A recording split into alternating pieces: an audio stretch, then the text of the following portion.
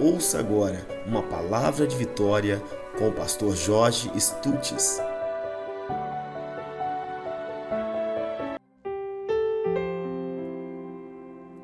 Juízes 9. Encontre aí. Encontraram? Está projetado aqui, ó. Diz assim a palavra do Senhor. Então Abimeleque foi a Tebes, a sitiou e a tomou. Havia, porém, no meio da cidade uma torre forte, onde todos os homens, mulheres e todos os cidadãos da cidade se acolheram. Fecharam após si a porta e subiram ao telhado da torre. Verso 52. Abimeleque veio até a torre e a atacou.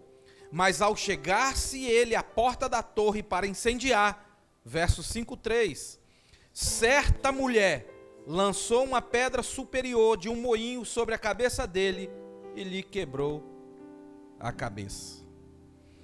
Pai, nós te glorificamos neste momento pela tua palavra, ela é poderosa. Deus, nós queremos te louvar. Espírito Santo, fale conosco, nos alimente nessa noite. No nome de Jesus. Amém. Queridos irmãos, senhoras e senhores, quem foi Abimeleque? Então a gente, para poder fazer com que você entre conosco aqui, eu quero dizer para você quem foi Abimeleque.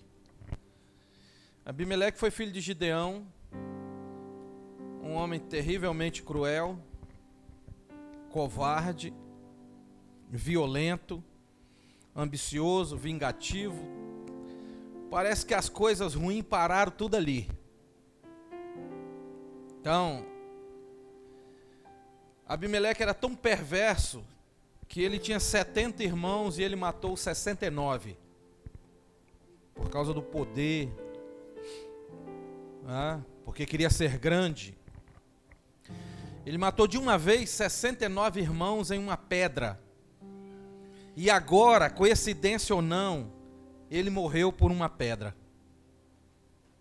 Sim ou não? Você leu aqui que uma certa mulher, você consegue colocar todos os versículos, do 50 a 53? Uma certa mulher o acertou a cabeça com a pedra. Então, olha aqui para mim, dobre a sua atenção. Ele matou 69 irmãos em uma pedra e agora morre através de uma pedra. Isso significa então que a vida nos devolve o que nós lançamos para ela. Você já ouviu isso? Você já ouviu alguém dizer que a vida te devolve o que você lança para ela? Por isso que Deus não aceita de forma alguma nenhum tipo de reclamação e murmuração. Nós colhemos o que plantamos. A vida nos devolve o que nós lançamos para ela. Você já ouviu alguém dizer que se você não está gostando da fala do eco, mude o que você está gritando. Se você não está gostando do que está ouvindo do eco, mude o que você está falando. Então, Abimeleque, ele, depois de tudo isso, ele resolve atacar Tebes, essa cidade, esse lugar. Você pode perceber, Abimeleque foi a Tebes, sitiou e a conquistou e a tomou. Essa cidade era fraca, essa cidade era frágil. Mas o que estava no meio dessa cidade era forte. Olha aqui para mim, preste atenção na leitura. Sitiou e a conquistou, mas dentro da cidade, no meio da cidade, tinha uma torre forte.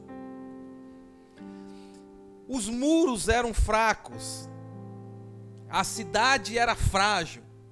Mas o que tinha no meio dela era forte. A Bíblia diz em Provérbios capítulo 18, no versículo 10, que torre forte é o Senhor. Então, os muros que nós construímos com os nossos erros, com as nossas cabeçadas, são frágeis, são fracos, mas o que está no meio de nós é forte. Essa torre é uma torre forte. Estava no meio da cidade. Torre forte no meio da cidade. Deus está no meio de nós. Salmo 46 diz isso aí. Deus está no meio de nós. Isso é para quem crê e toma posse desta palavra. A cidade era frágil, a cidade era fraca, o povo era limitado, mas no meio da cidade tinha uma torre forte, que nos faz caminhar, romper, prosseguir, com toda a nossa fragilidade, com todas as nossas molezas, com todas as nossas esquisitices. É uma torre forte que há dentro de nós, porque nós sabemos que toda guerra que está em nossa direção, nós só vencemos porque confiamos nessa torre forte. Aí você analisa como era a vida daquele povo. O povo sabia que a qualquer momento Abimeleque ia chegar, que a qualquer dia, que a qualquer hora, a adversidade ia bater a porta. Mas eles tinham em mente, tem problema não, se Abimeleque chegar, eu sei para onde eu vou correr. Está escrito aqui, senhoras e senhores, mas dentro da cidade, eu gosto da minha versão, está escrito assim: Abimeleque atacou Tebes. Havia, porém, no meio da cidade uma torre forte, onde todos os homens, mulheres e todos os cidadãos da cidade correram para lá. Sabe qual é o problema nosso? Aleluia! É que quando Abimeleque vem, a adversidade vem, o problema, a guerra e a luta. Quem aqui não tem problema? Faz assim. Ninguém levantou a mão, gente. Isso significa que todos têm problema. E alguns têm muitos problemas. No atacado, muitos. Mas o povo aqui ensina, porque na mente deles é o seguinte: a qualquer hora Abimeleque pode chegar, mas eles sabem para onde vão correr. Tem uma torre forte no meio de nós, no meio da tua casa, no meio da tua empresa, no meio dos teus negócios, no meio da tua vida.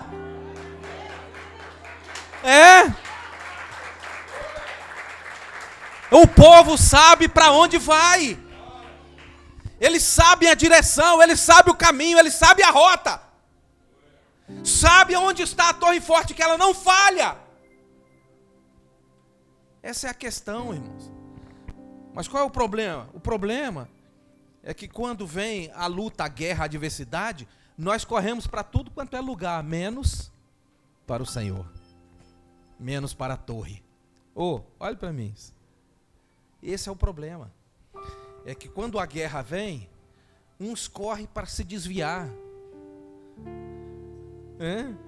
outros correm para o mundo. Então, aqui é que está a resposta para enfrentarmos as nossas guerras. Eis aqui a resposta. Porque é o seguinte: o povo de Tebes ficava nesse pé de guerra, mas tinham convicção que a torre era um lugar de refúgio. Correram para a torre, fecharam a porta e se refugiaram. É Deus, irmãos. Isso aqui é Deus. Todos aqui têm problema, um tem mais do que outros, mas todos têm problemas. Então essa torre aqui é Deus, que nos convida a entrar ali, fechar a porta e refugiar. Isso é que Deus espera de nós. Uma coisa, Deus não decidiu nos agradar, Deus decidiu se agradar de nós. É o que a Bíblia diz, é o que a palavra nos ensina. Deus não decidiu nos agradar. Não adianta você ficar debitando na conta de Deus uma fatura que é sua, que é você que tem que acertar, que é você que tem que pagar. Deus não decidiu nos agradar. Deus decidiu se agradar de nós.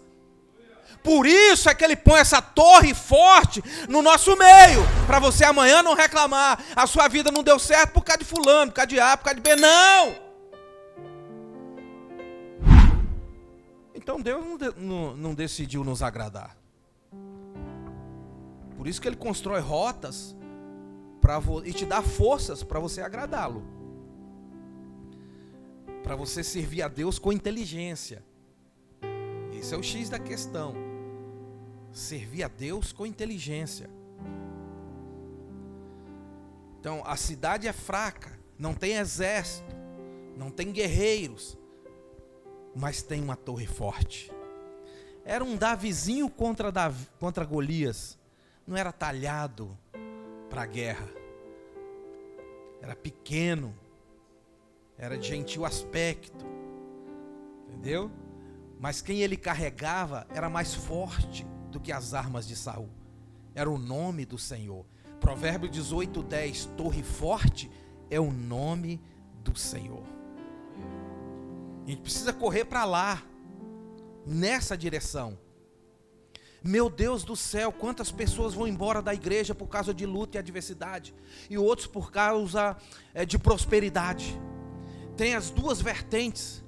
Uns vão embora porque ganharam muito dinheiro, outros vão embora porque diziam que sofreu muita perseguição e adversidade. Corre para o lado contrário. E aí, coloca na conta de Deus a fatura. E Deus não vai aceitar. Existe uma torre forte instalada no meio da tua vida, que quando a guerra bater a porta, você sabe para onde ir. Você já sabe, conhece o caminho, conhece a rota e sabe como se chegar a ele. Com humildade, com quebrantamento, com lágrimas, com arrependimento, com oração, com o joelho prostrado, com a mente ligada ao trono. Duvido que tem guerra que Deus não consiga vencer para você e para mim. Duvido. Ele faz do pequeno que vive no monturo, mendigo, e eleva e bota para viver e para morar junto com os príncipes. Deus faz o impossível acontecer. É a torre que está no nosso meio, tão perto. Tão perto. Você consegue vencer as suas guerras, as suas lutas, as suas adversidades. Deus te deu qualificações para isso. E é por isso que você está aqui. O homem, a mente humana, o homem, a carne, jamais estaria aqui. Mas pelo Espírito você foi conduzido, pelo Espírito você foi ministrado. Por isso você está aqui. Você é bonzinho demais para estar aqui, gente? Será que nós somos bonzinhos demais para estar aqui? E o povo agora que está lá nos bares, lá nas drogas, lá na prostituição, são piores do que nós? Será que nós somos bonzinhos e eles são ruins demais? A diferença entre nós e eles é que temos Cristo. Se tirar Cristo de nós, somos iguais. Já falei isso na igreja. Certa feita um homem passava por um morador de rua, sujo, fedorento, um caos a situação dele. E ele olhou para aquele morador de rua e discerniu: a diferença de mim para ele, de nós para ele, é que temos Cristo. Se Cristo sair, somos iguais. Consegue entender isso? Então, Abimeleque ataca Tebes. E quando ele ataca, o povo da cidade, todos os homens e mulheres, trancaram-se por dentro e subiram para a torre. Agora, meus amados irmãos, o sobrenatural acontece porque no verso 51, e a minha versão diz assim, no verso 51, os homens e as mulheres se acolheram, fecharam após si as portas e subiram ao telhado da torre. Versículo 52. Abimeleque veio até a torre e atacou. Chegou-se a ela para incendiar. Versículo 53. Mas certa mulher lançou uma pedra sobre ele. Queridos irmãos, uma coisa você precisa atentar aqui. Uma certa mulher, nem nome tem. Deus ama o anonimato. Já parou para prestar atenção nisso? Deus ama o anonimato. Nem nome a Bíblia deu para a mulher. Percebe que às vezes Deus usa quem você menos espera. Isso é fato, isso acontece conosco sempre. Deus usando pessoas que você menos espera. Uma certa mulher acertou Abimeleque e o matou. Aí, dirigida pelo Espírito Santo, dirigida por Deus, a mesma mão que acertou o alvo de Abimeleque foi aquela mesma mão que acertou Golias. Você acha que Davi acertou o crânio de Golias por causa da sua visão e pontaria? Você acha que essa certa mulher, ou que essa mulher acertou Abimeleque porque ela era boa de pontaria? O que é que nós enxergamos, senhoras e senhores? O que é que a gente vê se o Espírito Santo não estiver em nós? Nós estamos mortos, nós estamos cortados se ele se ausentar de nós. Olha para Sansão, quando gritou, porque achava que ainda o poder do Espírito Santo estava sobre ele, ele estava só. Você acha que foi Davi que acertou Golias? Você acha que foi essa mulher que acertou Abimeleque? Não. Qual é a nossa visão? O que é que nós enxergamos? Se o Espírito Santo não for conosco, não enxergamos um palmo além do nosso nariz. Agora, se ele estiver contigo, você acerta o alvo. Impossível você errar o alvo se ele pegar na tua mão e te mostrar a pontaria. Você já viu um treinamento, os profissionais quando ensinam o aluno a atirar arco? Você viu? Que muitas vezes ele pega na mão e aponta e ensina. Jamais com o Espírito Santo você vai errar o alvo. É claro que não foi a mira da mulher, mas a direção do Espírito Santo. Ah, como eu quero que o Espírito Santo te dê direção na tua vida. Ai, Jesus, dá direção na vida do povo que me ouve agora. E na minha também, Senhor, em nome de Jesus. Ah, como eu quero que o Espírito Santo te dirija para você não errar nas decisões, para você não errar nos negócios, para você não fugir da rota, para você não abandonar a cruz, para você se incendiar de paixão por Deus a cada dia, a cada hora, mais e mais, mais e mais, mais e mais, para você ficar mais fervoroso, para você ficar mais perdoador. Ah, como eu quero que o Espírito Santo te dirija para você prosperar, para você ser melhor cristão, para você ser uma bênção. Ah, como eu quero que isso aconteça. Porque se isso acontecer com você, eu estou feliz como você está. Eu conquisto como você conquista. Nós vamos rir juntos, nós vamos celebrar juntos, quando o Espírito Santo tiver liberdade para conduzir a nossa vida. É para Jesus então melhor isso aí. Mais.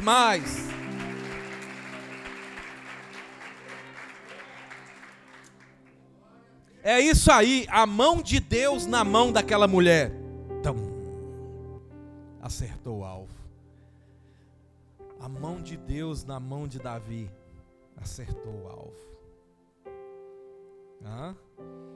E isso trouxe um crescimento incomum para Davi e certamente para essa mulher.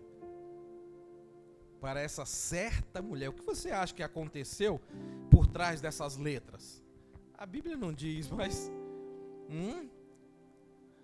Então, quando nós acertamos o alvo, a nossa vida muda. Quando o Espírito Santo nos conduz, a nossa vida é outra.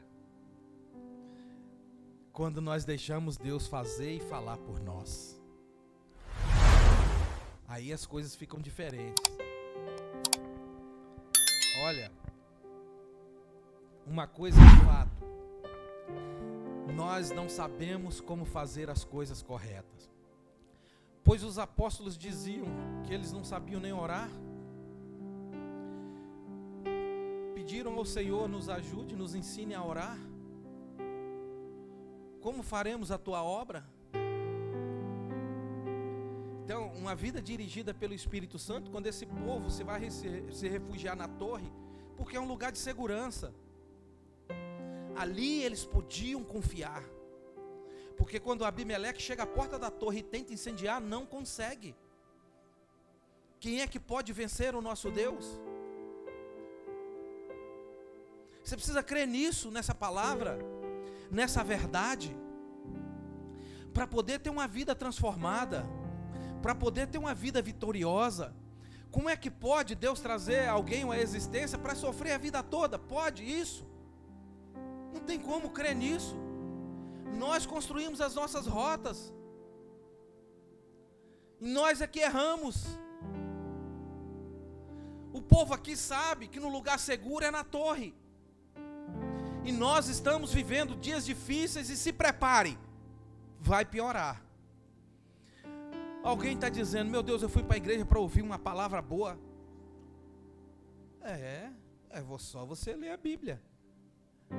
O que está dizendo aqui, eu falei para a pastora Rose, eu penso nos meus netos, nos meus bisnetos, que vai vir por aí, daqui 30, 40, 50, 60, 80, se o Senhor não voltar até lá. O que vai vir por aí, entendeu? Então, eu penso nisso. Então, o cristão selado sabe onde está a torre. Será que alguém na correria da torre, homens, mulheres, crianças, todo mundo correndo para a torre, será que alguém estava bicudo dizendo: não vou para lá, não quero, estou com raiva, estou de bico, estou zangado? Será que alguém fazia isso com pirraça? Não vou para a igreja, lá o fulano é chato, é perturbado, eu não gosto dele, eu não vou com a cara dele, eu não aceito isso, eu não aceito aquilo. Gente, será que tinha isso? O povo focado, gente. Muita gente com o ministério lá atrás, podia estar lá na frente, por causa disso, por causa de encrenca, por causa de contenda, por causa de meninice, por causa de criancice. E não corre para a torre no lugar seguro. Jamais esse povo seria atacado e morreria ali, porque essa torre representa Deus. Deus honra o nome dele. Deus te prometeu o quê? Pois creia que ele vai te conceder, a não ser que você diga não. Porque tem dessas coisas, o pai quer dar alguma coisa para o filho não quero. Pois ele vela pela sua palavra. Pois quando eu estava lá fora, lá longe, lá distante, Deus me prometeu coisas e me deu muito mais do que prometeu. Muito mais. Eu fico constrangido, com vergonha de pedir alguma coisa a Deus, de tanta coisa que Ele me dá. Me deu uns amigos maravilhosos, me deu uns discípulos que não dão trabalho nenhum, aleluia. Trabalhadores da seara, me deu uma família maravilhosa. Sempre dá a mais, essa é a lei do reino. Ele te dá muito mais além do que aquilo que você pede e pensa. Ele faz isso. A mulher dirigida pelo Espírito Santo, impossível errar, se a direção de Deus tiver prioridade na tua vida, impossível errar. O Espírito Santo é tremendo.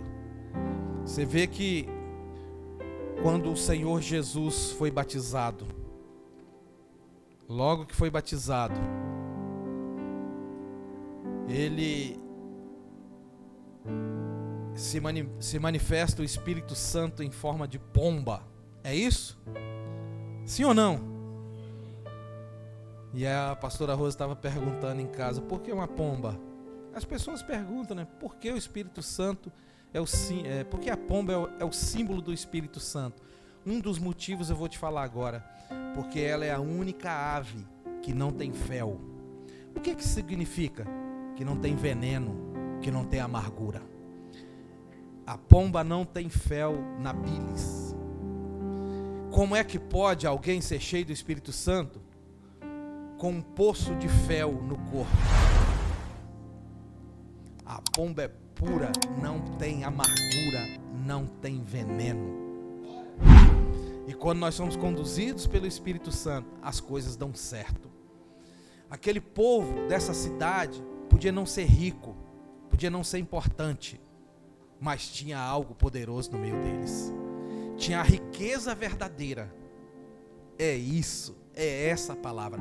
A riqueza verdadeira é o Espírito Santo que habita em você. As conquistas, os bens, o dinheiro, a grana, isso é em segundo plano. A riqueza maior, a presença de Deus no nosso meio. Que o Espírito Santo conduza a sua vida e você seja muito mais do que vencedor em tudo que fizer, em nome de Jesus. Você pode aplaudir forte.